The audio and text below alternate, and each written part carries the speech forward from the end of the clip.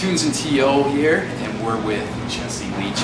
And we traveled back in time to the year 2002, and tonight he is playing with Adam D. And United. the only way I can say it is like how I felt when I got the news that you guys were working together is I kind of felt like those little ginger girls at the end of the movie Parent Trap when their parents came back together, and I just got so excited. Like, and I just want to know. You got something else you want to tell me? Yeah. Like a ginger girl? You don't want to know, man. But anyways, I want to know the magical story of how you guys reunited. Well, we've been in contact over the years after I left Killswitch. I maintained a really good friendship over the phone. He'd call me from tour. So we've always had a good rapport. And when he was out in London 4 years ago, we had to have emergency back surgery on his slipped discs. I think it was slipped discs, herniated discs. And while he's laying in the hospital bed recovering, wondering if he's ever going to walk again or if his touring career is over, he decides his way to cope with this is to write a record in his head with the help of a handheld dictaphone. So he's humming riffs and composing a record in his head. Oh my God! Gets out of the hospital, goes home, demos it, and that's when I get the phone call. And I'd been wondering how he was doing. Last time he was doing better, I'm recovered, and hey, guess what? I wrote a record. And I couldn't think of anyone else to sing on it but you. That was it. I mean, completely floored and honored. Out of anyone he could have chosen, he chose me. So the rest is history, and we started working on it almost immediately. Best experience of my life. Yeah, awesome, man. That's incredible. Changed my life. Yeah. Totally, man. And last time you guys worked together, the album Alive or Just Breathing, it gained like this big cult following. I noticed on the internet, and I've noticed a lot of people even have tattoos of the lyrics. Yeah. How does that make you feel as an artist? It's unreal. I mean, I get it, because I have bands that I love that much that I would probably do that too. But when it's my words, it just kind of freaks me out a little bit because I consider myself a pretty normal guy. But at the same time, it's absolutely amazing. Yeah, it's got to blow you away. It does blow me away. I never seen this one before, but I always thought it would be a good line for a tattoo. The flesh is temporary, the soul is eternal. Nice. Have you ever seen that on somebody's body yet? No, that's one of my favorite lyrics. I don't have a tattoo, but I might have to get that one. But that's awesome. Yeah, and around that era too, you heard your voice. Am I correct? Well, yeah. Basically, what it was is this: I didn't know how to use my voice, so I would do a couple shows and not do it right. I would damage it. I would get hoarse and lose my voice. So it wasn't any permanent damage. I did have a throat cancer scare back before the last Killswitch tour, which kind of triggered me to thinking about my life and triggered a whole bunch of stuff. Pretty much just unexperienced, didn't know what I was doing.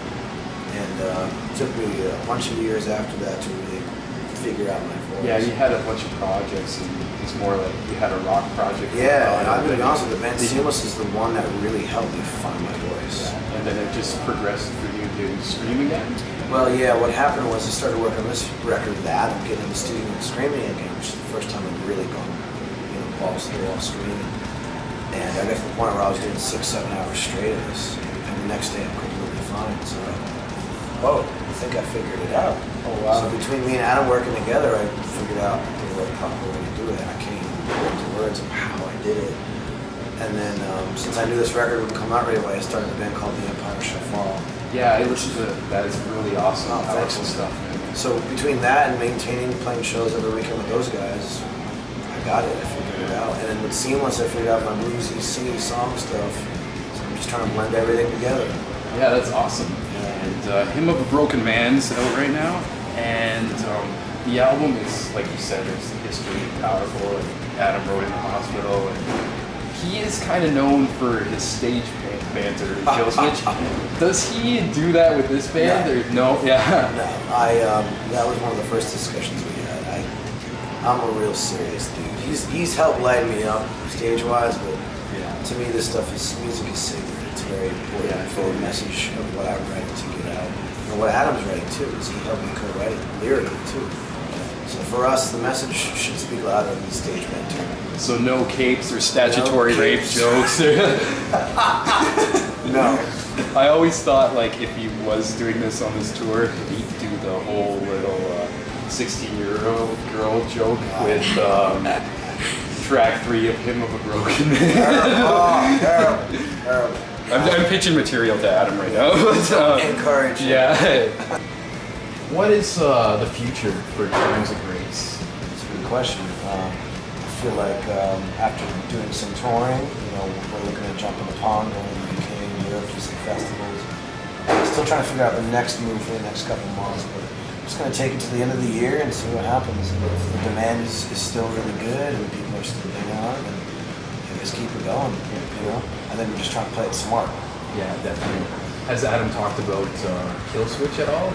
Yeah, there's been discussions. We got Joel from Kill Switch too, so those two have been talking about it. But it seems uncertain. They're talking about maybe starting to write again, but it's hard to tell. It's hard to tell what's going on with these guys. Because we're so focused on this now. So. All right.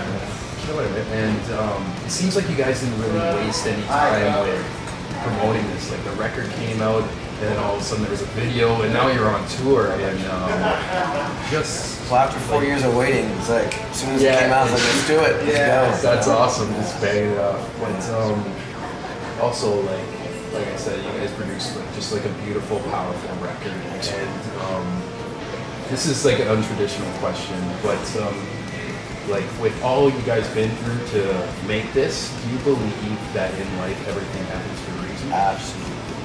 100%. Awesome. And you can't look back and regret it. You learn your lessons and move on. Great. So, where's the camera? Okay, this is our time. Thanks a lot, man. Thank you. Like, I appreciate it so much. Right on. Check out Times of Grace. Buy their album. It's out right now. Or if you're lazy, you can just download it on iTunes. You're on tour for a couple more weeks or so? Yeah, last week. Fucking awesome. Check them out. One love, one truth, one destiny. Peace. All said. One love, one truth, one destiny.